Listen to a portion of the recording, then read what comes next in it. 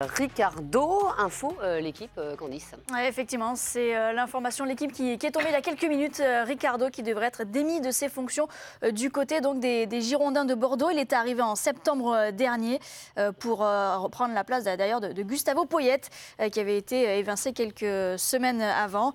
On se souvient aussi qu'il avait été aussi épaulé par Eric Bédoué qui était sur le banc tout au long de ces mois du côté de Bordeaux. On va voir son bilan tout de suite avec vous, Candice. Ah oui, il avait repris Bordeaux à la 19e place quand il est arrivé Ricardo. Et là, la place de Bordeaux, et bien là aussi, n'est guère plus glorieuse. 13e, ça va mieux. Mais regardez ce bilan, 32 matchs, 11 victoires seulement pour 9 nuls et 12 défaites, ce qui fait une moyenne d'1,3 points par match. Et puis ces éliminations précoces en Ligue Europa, dès le premier tour en Coupe de France contre le Havre. Et puis la contre-performance en demi-finale de la Coupe de la Ligue contre Strasbourg. Greg Hacher, c'est la bonne solution de virer Ricardo. On rappelle que Bordeaux est 13e avec 32 points. Alors en tout cas, ce qui est sûr, c'est qu'hier, je vous disais, ce qui est terrible, c'est que ce club va sombrer dans l'indifférence. Vous voyez bien que nous. On a trouvé le ressort pour faire parler des Girondins de Bordeaux, magnifique. Ce qui est sûr, c'est qu'en tout cas, Ricardo n'était pas spécialement le choix des Américains. Que eux, leur premier choix, c'était Poyet, ils l'avaient recruté. Enfin, et le problème, c'est qu'à l'époque, c'était M6 et Nicolas Taverneau qui dirigeaient le club. Et on sait que la relation entre Poyet et les dirigeants d'M6, c'était... C'est compliqué. Oui, froide, c'était compliqué. On sait que Poyet, Gustavo Poyet, a allumé l'ancienne direction en disant qu'il ne connaissait pas le foot. Enfin, c'était ses propos à lui. Et que les Américains savaient très bien qui qu'il était leur choix prioritaire, et que du coup, ils ne pouvaient pas fonctionner comme ça. Ils vont chercher Ricardo, on en pense qu'on veut. Un retour dans un club, quand ça a plutôt bien fonctionné à une époque, on l'a souvent dit ici que c'était pas toujours... C'est pas le jeu le plus chatoyant de l'histoire des Girondins. C'est compliqué, quoi. C'est-à-dire que quand vous avez vécu des belles choses, revivre des belles choses, c'est difficile. Surtout que, et là je vais être sérieux quelques secondes, quand on connaît les problèmes de santé que Ricardo, qui a failli mourir sur le bord du terrain, qui revient, et on s'en est amusé ici, même parfois, mais on le voyait ne pas bouger sur le banc. Mais il n'avait pas le droit. Non, mais qu'il n'ait pas le droit. Je veux dire, non, mais pour lui, il n'avait pas le droit. Alors, attends, laisse-moi finir. Et il n'avait pas le droit de parler en cours. Il n'avait pas le droit réglementairement parce qu'il n'était pas l'entraîneur officiel des Girondins de Bordeaux. On ne savait même plus que c'était l'entraîneur. Non, mais ça ne pouvait pas fonctionner puisqu'on ne sait pas qui dirigeait cette équipe. C'est-à-dire que même s'il voyait quelque chose sur le terrain, il n'avait pas le droit à la réaction. Il ne pouvait pas bien s'exprimer. Donc, rien n'allait. Et le départ... Bon, c'est bien, c'est pas bien. Si ça permet au club de repartir dans un top 8, oui, mais la suite peut être encore plus ridicule. Mais c'est pas très grave. Ah bon. Très franchement, non mais on s'ennuie énormément sur les terrains de Ligue 1. Je remercie les dirigeants de tous les clubs de Ligue 1 de nous fournir des sujets de conversation. Des régalades sortir de l'indifférence permanente. Enfin, c'est quand même un truc de malade. C'est fini pour Bordeaux, on arrête. Mais ils peuvent préparer la saison prochaine comme ça. Ouais, tu le prépares. Voilà, tu choisis déjà ton entraîneur. C'est peut-être ce qu'ils ont fait. Tu travailles avec lui. Là, il va faire quoi là? L'entraîneur va arriver. S'il perd les 9 prochains matchs, qu'est-ce qu'on va dire? Eh ben, le nouveau, c'est pas l'homme de la situation. Et on rechange au mois d'août. T'as deux options. Tu peux aussi garder Eric Bédoué tout seul. Oui, parce qu'Eric Bédoué, il a l'expérience. Il connaît ça fait 25 ans qu'il est dans le club. Oui, il a surtout l'expérience de prendre le relais pendant quelques mois. C'est sa passion. C'est le pompier de service. Il est bon pour ça. Il arrive en fin de contrat. Il est sympa. Ce qui est terrible, c'est que t'en dis il est sympa alors que c'était le meilleur préparateur physique de France. Oui, mais il est bon pour ça. Il est bon dans l'ombre. Il est bon même quand il prend le devant. Il est pas là pour gueuler, pour crier, pour envoyer la motivation, s'énerver quand ça va pas, etc. Donc il a besoin d'aide, il a besoin d'un vrai coach avec lui. Il ne peut pas manager tout seul, Bédoué.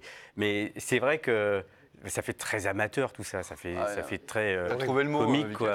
Ça fait pas sérieux.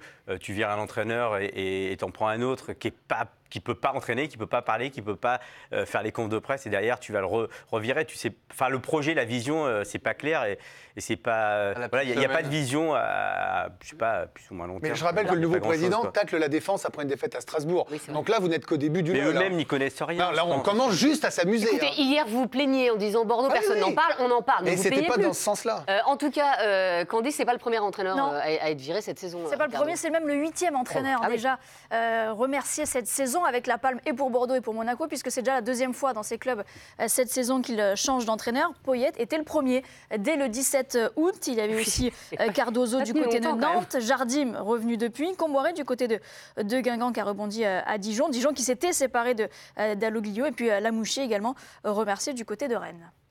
Est-ce que ça peut vraiment tout changer pour les Girondins de Bordeaux, Bertrand Latour?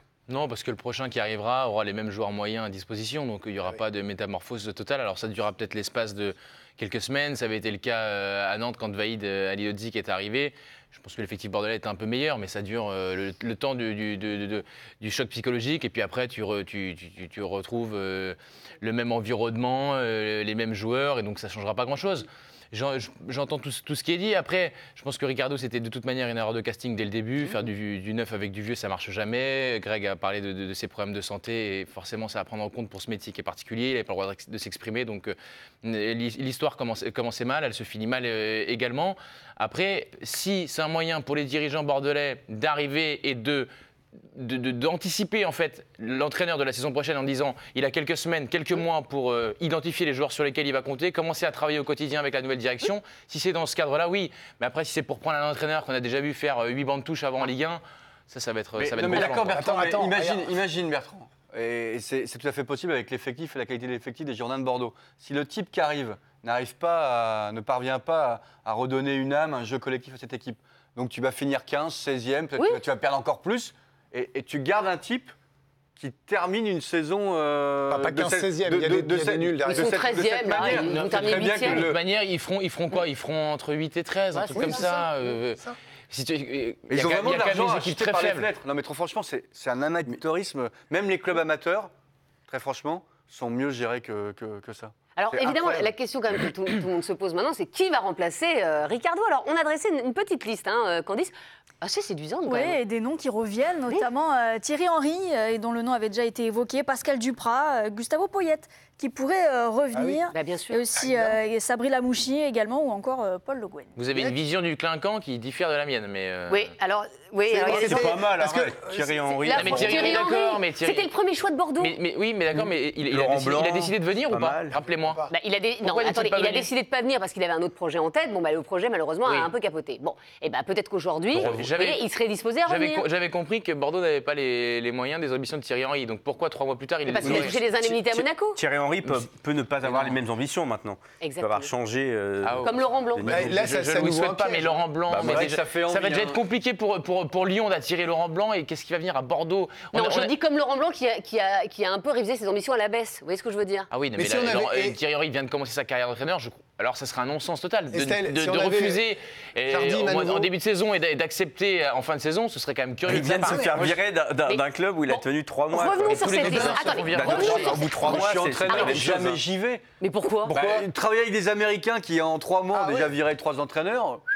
Non, ils en ont viré un. Oui. Ouais, mais enfin, Guillaume, partout où tu iras, c'est le risque pour un entraîneur. Je veux dire, tu arrives, si t'es pas bon, tu vires. Je suis supporter des Girondins de Bordeaux. Enfin, je crois que tu l'es un peu. Je suis comme un dingue.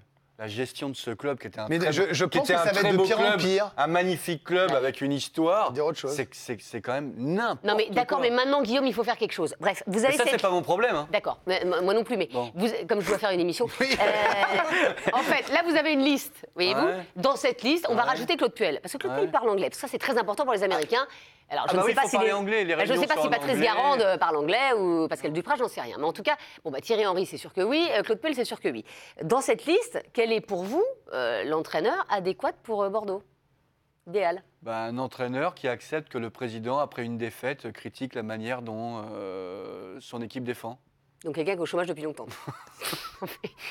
Non, mais ce qu'ils avaient dit après la défaite à Strasbourg, c'est hallucinant.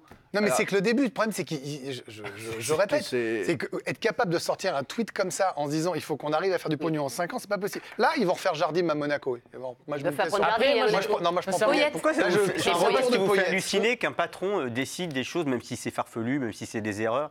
Quand tu mets ton pognon, tu as quand même le droit de faire un peu ce que tu veux. Ah, mais ça, je suis d'accord. Mais après, ça peut être des erreurs. Moi, j'ai le droit de dire que c'est. Moi, ce qui m'étonne, c'est que ces gens-là font des affaires, donc sont des pros pour faire des affaires, et quand ils arrivent dans le foot, ils font n'importe quoi. Parce que c'est c'est un peu bizarre, ça. Souvenez-vous de Gérard Lopez, tout le monde s'est moqué de lui. Au final, cette année, il est deuxième de Ligue 1. Bien sûr. Et, on a le droit de faire des erreurs, on a le droit d'en tirer aussi les leçons. Et effectivement, Bordeaux, là, ce qui se passe depuis que les Américains sont arrivés ne laisse pas envisager forcément que des bonnes choses. Mais laissons-leur un peu le temps. Lille, c'était quand même plus que difficile. Ils ont failli descendre en Ligue 2. Cette année, ils sont sur le toit de la Ligue 1 quasiment. Donc j'ai vu que cet hiver, Bordeaux avait recruté des jeunes joueurs à fort potentiel. C'est ce qu'ils veulent faire. Ça ne veut pas dire que c'est la garantie du succès. Mais j'ai vu qu'ils avaient recruté Yacine Adli du Paris Saint-Germain, sur lequel ils ont mis plus de 5 millions d'euros, ce qui est quand même un attaquant de Sunderland aussi qui a beaucoup de conséquent. Donc je me dis peut-être qu'on commence dans... disons, le flou et que la lumière va arriver petit à petit. Laissons-leur. J'ai envie vraiment de voir quel est l'entraîneur qui va arriver. Qui, à votre avis, parmi les noms que vous avez cités là, je ne suis pas certain qu'il y ait le bon. Moi, je dis je suis pas certain qu'il y ait. Puel, mais oui, mais bien sûr. Mais sauf que Claude Puel, il était en première ligue. Il avait avec un salaire conséquent. Mais vous parlez que d'argent, c'est fou quand même. Mais c'est super important. C'est vrai qu'il les paye dans Chamallow. Mais c'est super. C'est super. Il a été licencié, il a donc touché des indemnes. Mais tous les entraîneurs se font virer, ça c'est pas le souci. Le souci, c'est de savoir, en fonction du salaire que tu peux obtenir, dépend également l'enveloppe que tu vas avoir pour les transferts. Et ça, c'est quand même la clé. C'est-à-dire qu'un entraîneur qui va toucher 400 000 euros, on va pas lui dire pour recruter cet été, tu auras 20 millions d'euros d'enveloppe de recrutement. Tout est lié. Donc c'est pas une question de, ils veulent du blé absolument. Ça donne aussi l'ambition d'un club. Un nom, Vicage, pour vous? Moi, ça me ferait rire de voir Thierry Henry voilà, à Bordeaux ou Laurent Blanc, pourquoi pas, mais il y est déjà allé et c'est compliqué de revenir. Voilà.